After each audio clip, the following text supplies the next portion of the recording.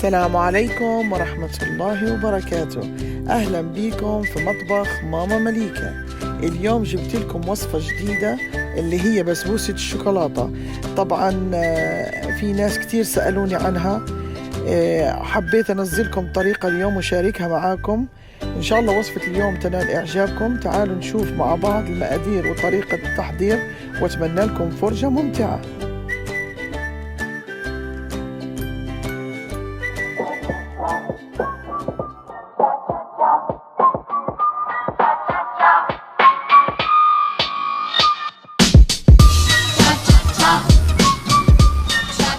تعالوا مع بعض نشوف المقادير تاع بسبوسة الشوكولاتة.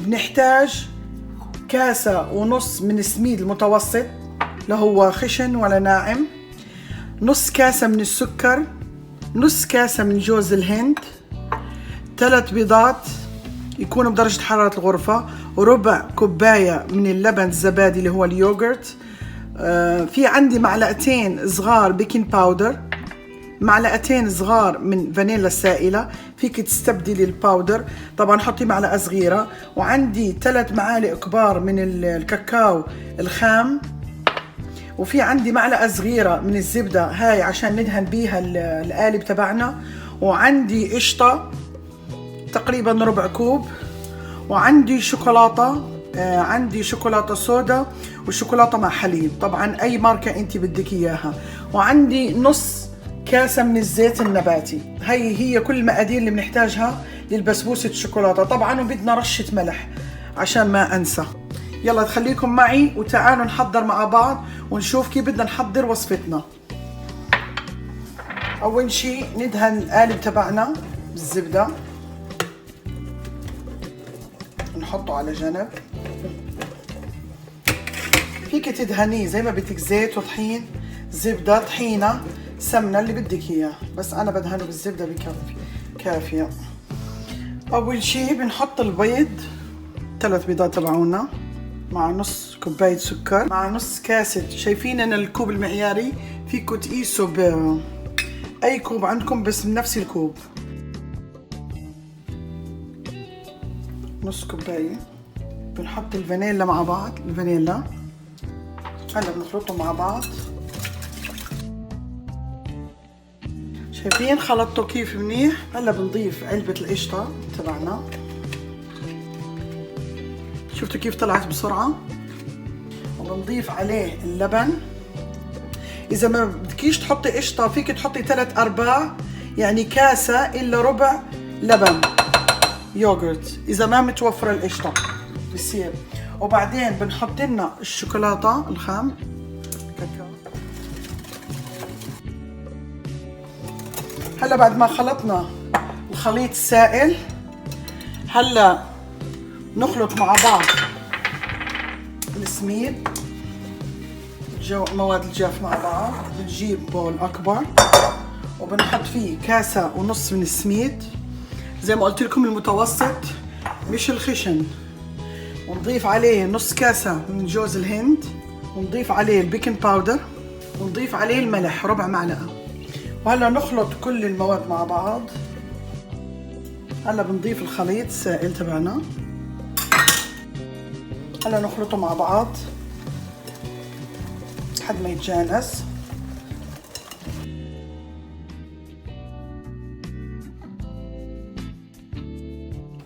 شايفين كيف صار قوامه؟ هيك خليطنا بده يكون.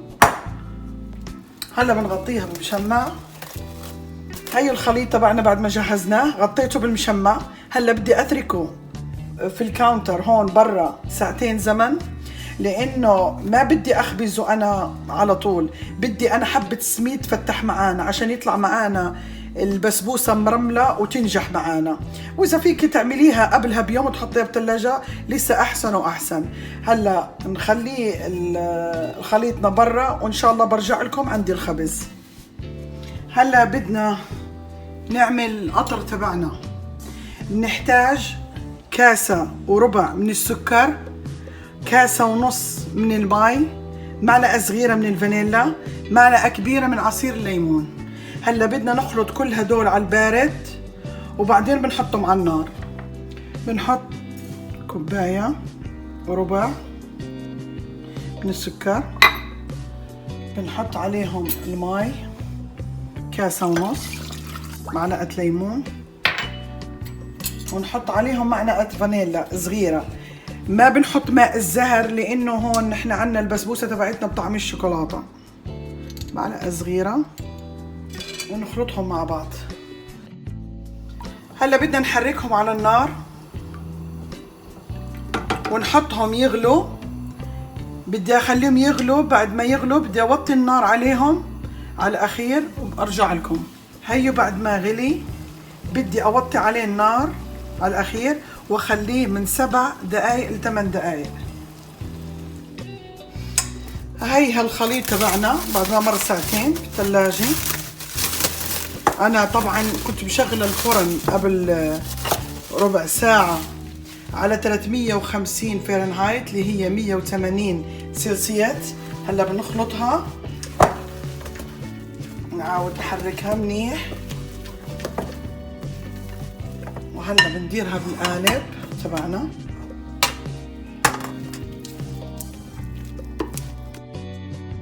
هلا بنظبطها، نحاول هيك قد ما نقدر نرتبها.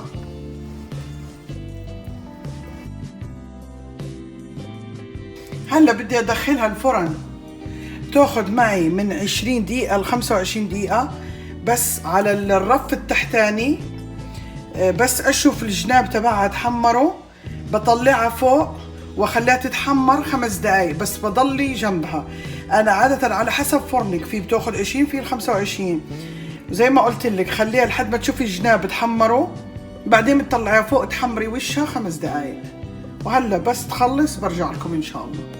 هلا بدي اقطع الشوكولاته المره. على فكره هاي الشوكولاته اللي عندي مخلوطه بالبندق وهاي ساده. طبعا بدي اقطعهم، احاول يكونوا قطع صغيره. هاي قطعته قطع صغيره. طبعا الشوكولاته انتوا اللي بدكم اياه، مهم تكون 300 جرام، او فيكم ما بدكم مش تحطوا شوكولاته فيكم تحطوا شوكليت هذا بودينج. هلا بدي اضيف عليهم هذا الشوكليت شيبس لانه هاي مش مكمله عندي 300 جرام، وبدي احط عليهم نص كوبايه كريمه الخف اللي هي السائله. انا حطيتها على النار ما غليتها، بس سخنتها لحد ما وصلت يعني قبل ما تغلي طفيت عليها. هلا بدي اورجيكم كيف بدنا نسويها مع بعض. هلا بنضيف عليها هذا الشوكولاته شوكليت شيبس. هلا بنضيف عليها الكريمه نص كاسه، طبعا سخنه مش مغليه، ما توصل درجه الغليان. هلا بنسيبها دقيقتين، بعد الدقيقتين بدنا نحركها. هيا بعد ما مرت دقيقتين هلا بدنا نقلبها.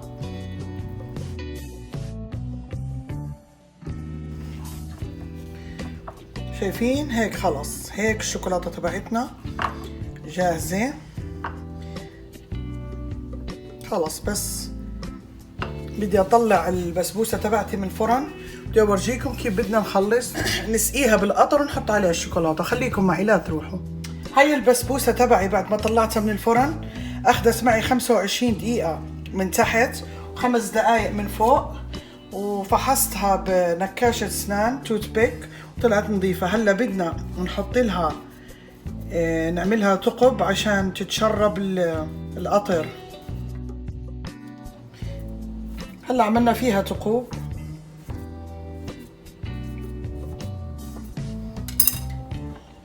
هلا بدنا ندير عليها القطر كلياته. هلا بتشرب بسرعه. هي بعد ما تشرب القطر هلا بدنا ندير الشوكولاته.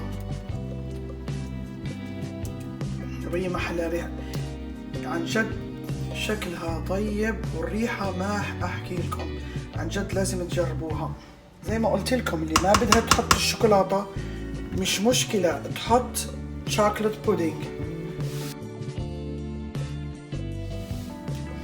انا هيني حطيت لها قصدير من تحت لانه لما حطيت لها القطر صار القطر ينزل.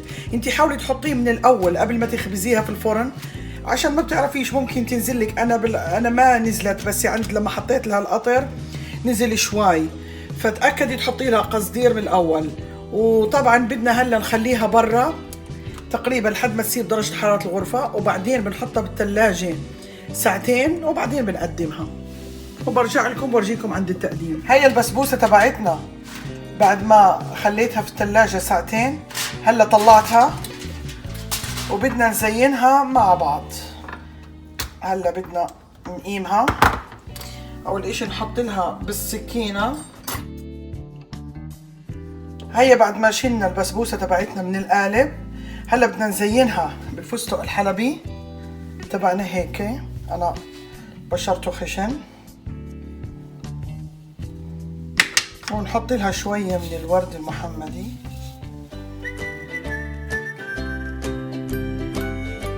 هي بسبوسة الشوكولاتة تبعتنا بعد ما جهزت. شفتوا قديش طيبة وشكلها بشهي وطعمها بشهي. أتمنى وصفة اليوم تنال إعجابكم. لو أعجبكم الفيديو لا تنسوني باللايك والاشتراك والشير مع أصدقائكم، وشكرا على متابعتكم، وإلى فيديو قادم إن شاء الله.